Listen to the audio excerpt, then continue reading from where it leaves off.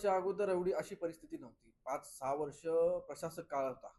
या 6 वर्षामध्ये आपण जी पोकळी होती ती भरून काढण्यासाठी आपण कार्यरत होऊ शकलो असतो. आता सेवा भरती नियम आम्हाला बदलायचे आहेत. आता सचिव पद आहे, पदोन्नतीशिवाय भरूच शकत नाही. ते आपल्याला बदलावे लागणार आहेत. जर आता मला सांगा की सचिव जर मागील सचिव जर आतापर्यंत असत्या तर त्यांचं देखील 2 वर्ष वाढून आपल्याला सचिव त्या ठिकाणी मिळाला असता. तर अशी विविध पदं आहेत, त्यांचा अनुभव दांडगा आहे. त्यामुळे या माध्यमातून 30 वर्ष अगोदर तर 58-60चा विषय नव्हता. पण याआधी कधी विनियम आपले बनवले गेले नव्हते. तर त्यामुळे जसा कायदा वाचत गेलो तसं मला समजलं की विनियम आपल्याला बनवायचे आहेत आणि आपल्या कर्मचाऱ्यांच्या दृष्टीने विनियम त्या ठिकाणी तयार केले. याआधी जे नियम होत आहेत आता आयुक्त साहेब ते नियम धरून पकडायचे, कारण की ते शासनाचे आहेत आणि आपल्याला नवीन महापालिकेचे नियम विनियम मान्य नाही. ज्या काही त्रुटी असतील त्या आपण भरून काढू. ते सभागृहातच मान्य स्टँडिंगली त्यामध्ये अमेंडमेंट करतील आणि सभागृहात त्याला मान्यता देईल आणि विनियम त्याच्यामध्ये अमेंडमेंट करू शकतो. तर अशा सगळ्या गोष्टी त्या ठिकाणी आहेत. तर निश्चितच मला कुठला वाद त्या ठिकाणी घालायचा, मला फक्त या संस्थेचं हित त्या ठिकाणी बघायचं आहे. वाद न टाळता कर्मचारी चांगले भेटून या संस्थेच्या या नवी मुंबई शहराच्या विकासाच्या दृष्टीने आपल्याला पावलं जी उचलायचं, जो अनुभव लागणार आहे, जी अंमलबजावणी लागणार आहे, त्या दृष्टीने 58 आणि 60, 58चं 60 करणं हे उपयुक्त आहे. आयुक्त महोदयांनी 30 मार्चला शासनाकडे पत्र पाठवलं. सुट्टीच्या दिवशी शासनाचं पत्र 31 मार्चला आलं. 30 दिवसाचा त्यांनी कालावधी त्यांनी दिला. आपण 21व्याच दिवशी त्या ठिकाणी रिप्लाय फाईल त्या ठिकाणी प्रतिनिधित्व त्या ठिकाणी केलेलं आहे. तर मला आशा आहे की राज्य शासनाने यामध्ये म्हणजे नगरविकास खात्याने यामध्ये विलंब न लावता या बाबतीत लवकरात लवकर निर्णय देऊ, जेणेकरून आपली हानी जी मागच्या महिन्यात झाली ती हानी पुढे होणार नाही. या बाबतीत काही कोर्टाच्या माध्यमातून काही आपल्याला ऑपॉर्च्युनिटी दिसतात का ते देखील आपण वापरून बघू आणि यामध्ये जे रिटायरमेंट होणार आहेत, झालेले आहेत, त्या दृष्टीने आपण पावलं उचलण्याच्या दृष्टीने कायदेशीर आम्ही ती पावलं उचलू. मला काही माहिती नाही, फक्त प्रथम दर्शनीय माहिती आहे की अशा प्रकारे घटना घडलेली आहे. महापालिका सभेमध्ये जर तशा प्रकारची माहिती आली तर त्या बाबतीत आम्ही पुढे चर्चा करू शकतो. हे बघा, मी जेव्हा चर्चा चालू होती तेव्हा कायद्याचे कलम वगैरे सगळं स्पष्टपणे त्या ठिकाणी सांगितले आणि स्पष्टपणे सिंपल मराठीमध्ये सिंपल इंग्लिशमध्ये कायदा नमूद आहे. तिथे वेगळा इंटरप्रिटेशन करण्याची गरज नव्हती. मी काही out of the box interpretation किंवा वेगळं तर्क लावण्याचं काम केलेलं नाही. त्यामुळे इंटरप्रिट काम करण्याचं काम कोर्टाचं आहे, ते कोर्टावरच आपलं सोडलं पाहिजे. इतिवृत्ताच्या बाबतीत किशोरजी पाटकर यांनी मुद्दा उपस्थित केला की इतिवृत्त फायनल नसताना आपण अंमलबजावणी कशी केली. तर महापालिकेने घेतलेला निर्णय हा जर सभागृहामध्ये कायम करण्यात येतो तर इतिवृत्त कायम होण्यासाठी थांबण्याची गरज नाही, अशा प्रकारचा नियम आपल्या नियमावलीमध्ये आहे. त्यामुळे आपण बघत असाल की जेव्हा जेव्हा आपण ठराव पास करतो तेव्हा सचिव महोदया निर्णय हा कायम करते. जेव्हा निर्णय कायम करते तेव्हा इतिवृत्त मंजूर होण्यासाठी इतिवृत्त कायम होण्याची गरज अंमलबजावणीसाठी आवश्यकता नसते आणि ते नियमानुसार त्या ठिकाणी काम चालू आहे. या ठिकाणी अमनेस्टी स्कीम ही प्रॉपर्टी टॅक्सची 50%ची आली होती. पाण्याच्या बाबतीत कधीच आज ताग्यात अमनेस्टी स्कीम आलेली नाही. ठाणे महापालिका, पनवेल महापालिका, इतर महापालिकेमध्ये 90% प्रॉपर्टी टॅक्सची अमनेस्टी स्कीम त्या ठिकाणी आलेली आहे.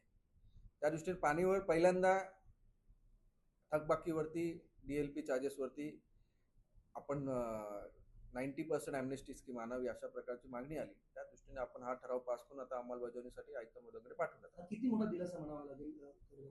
जवळजवळ 64 कोटीची थकबाकी आहे. त्यामध्ये 20 कोटी ही पेनल्टी आहे आणि 40 कोटी त्या ठिकाणी मुद्दल आहे. 40 कोटी त्या ठिकाणी वसूल व्हायला मदत होईल. सर, मूषक नियंत्रण ठराव मुदतवाढीचा प्रस्ताव, त्यावरही बऱ्याच सदस्यांनी आक्षेप घेतलेला आहे की कुठल्याही प्रकारचा रेकॉर्ड नाहीये, मूषकांची संख्या वाढलेली आहे, तरी देखील हा प्रस्ताव मंजूर करण्यात आला. मूषक नियंत्रणाचा तो एक 26 ते 1/6/26चा फक्त मुदतवाढीचा विषय होता. यासाठी सभागृहात चर्चा करण्यात आली. आता जसा पर्यावरणाचा आराखडा तयार केला तशा बाबतीत विविध गोष्टीसाठी कशा उपाययोजना करू शकतात तशा प्रकारचा ठराव देखील आम्ही सभागृहात आणतोय. तर यासाठी काही टेक्नॉलॉजीज नवीन आलेल्या आहेत मूषक नियंत्रणाच्या बाबतीत. तर ठराव आम्ही पुढील सभेपर्यंत बनवू आणि सभागृहात त्याचा निर्णय घेऊन पुढील टेंडर त्या योजनेच्या अनुषंगाने काढू अशा प्रकारचा निर्णय. एक अगदी शेवटचं या ठिकाणी आयुक्त महोदयांची माझी आधी चर्चा झाली होती. ते त्या ठिकाणी आता अंमलबजावणीचा आराखड्याच्या नुसार सर्व गोष्टी त्या ठिकाणी करतायत. मला आयुक्त साहेबांनी काही विनंती केली होती की आता पावसाळ्यापूर्वी कामाचा लोड आपल्या अधिकाऱ्यांवरती आहे, तर आपण जून जुलै महिन्यापासून त्या अंमलबजावणी आराखड्यासाठी सुरुवात त्या ठिकाणी. सागरच्या काय सांगाल? सर्वसाधारण सभेमध्ये अनेक विषयांवर खडाजंगी पाहायला मिळाली. तुम्ही उत्तर देताना अगदी प्रकर्षाने एखाद्या विषयावर बोलत होता. त्यातला सर्वात महत्त्वाचा मुद्दा म्हणजे 58-60 होता. त्यावर विरोधी पक्षांनी गदारोळ मांडण्याचा प्रयत्न केला होता. तुम्ही इतकी आग्रही का आहात या 58-60? 58-60 करण्याचा विषय हा परिस्थितीजन्यामुळे आला.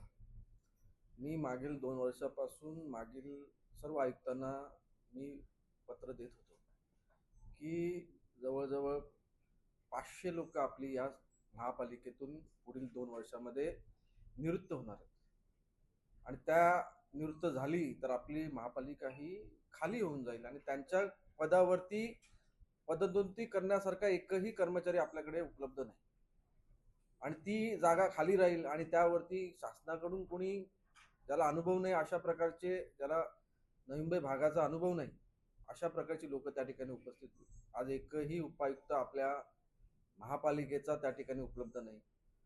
MOH त्या ठिकाणी आता खाली झालेला आहे, आणि यामुळे त्यांची सेवा जास्तीत जास्त आपल्याला भेटावी, अनुभवाचा लाभ जास्तीत जास्त भेटावा. त्यामुळे आपण 58-60 करण्याचा निर्णय घेतला. आता 58-60 निर्णय घेतला, त्या दरम्यान आपण नवीन भरती, सेवा नियम बदलणं, या पद्धतीने आपण कशा प्रकारे खाली पडलेली पोकळी भरून काढण्याचा निर्णय आपण त्या दरम्यान आपली स्ट्रेंथ ही कायम राहणं आवश्यक आहे, आणि त्या दृष्टीने निर्णय घेतला. पण आयुक्त महोदयांनी स्वतःच त्या बाबीचा इंटरप्रिटेशन करून निलंबित करण्याच्या आधीच काही लोकांना सेवानिवृत्त केलं. ते बोलतात की राज्य शासनाच्या मंजुरीची आवश्यकता आहे. त्यांनी राज्य शासनाला मंजुरीसाठी पाठवलं. जर राज्य शासनाच्या मंजुरीची आवश्यकता असती, राज्य शासनाने नामंजूर करून पाठवलं असतं, पण राज्य शासनाने नामंजूर नाही केलं. राज्य शासनाने तो ठराव निलंबित करून पाठवला. पण निलंबित असा अर्थ होतो की नामंजूर नाही किंवा तो रद्द झाला असा नाही, तो टेम्पररी निलंबित केलेला, टेम्पररी त्याला स्टे आहे. पण हा असा निलंबन आहे की यामध्ये आपल्याला आता प्रतिनिधित्व त्या ठिकाणी सादर करायचं होतं. प्रतिनिधित्व मागील परवाच्या सभेमध्ये आपण मंजूर केलेलं आहे. पण त्या दरम्यान जर कोणी रिटायर झालं तर तो त्यांच्यावर अन्यायकारक होईल. चुकीच्या इंटरप्रिटेशनमुळे कोणाला अन्याय सहन करू नये, या दृष्टीने आपण त्यांना सेवामुक्त करण्याचे जे निर्णय आहेत ते रद्द करण्याचा निर्णय आपण घेतलेला आहे, आणि ते देखील राज्य शासनाच्या निर्णयाच्या अधीन राहून आपण प्रतिनिधित्व दिलेले आहे. जर निलंबन राज्य शासनाने मागे घेतलं तर निश्चितच आपलं महापालिकेचं रिटायरमेंटचं एज 58-60 हे अंमलात जे आपण घेतलेला निर्णय योग्य आहे अशा प्रकारे विखंडन केलं तर आपण त्या ठिकाणी न्यायालयाची शिडी त्या ठिकाणी त्या बाबतीत चढूच, कारण की हा महापालिकेचा स्वतंत्र अधिकार आहे. अशा प्रकारेच मी घेतलेल्या ओपिनियनद्वारे देखील मला कळलेलं आहे. इंटरप्रिटेशन हा भाग न्यायालयाचा आहे, त्यामुळे तिथे आपण जरूर दाद मागायला जा. पण आयुक्त हे नेहमी असं दिसून आलेलं आहे. आयुक्तांचं हे वैयक्तिक मत आहे. हे डेप्युटेशनचे अधिकारी 2-2 वर्ष 3-3 वर्ष या महापालिकेत येतात. त्यांची आत्मीयता या संस्थेसाठी, या शहरासाठी काय आहे ते त्याविषयी वेगळे प्रश्न आहेत.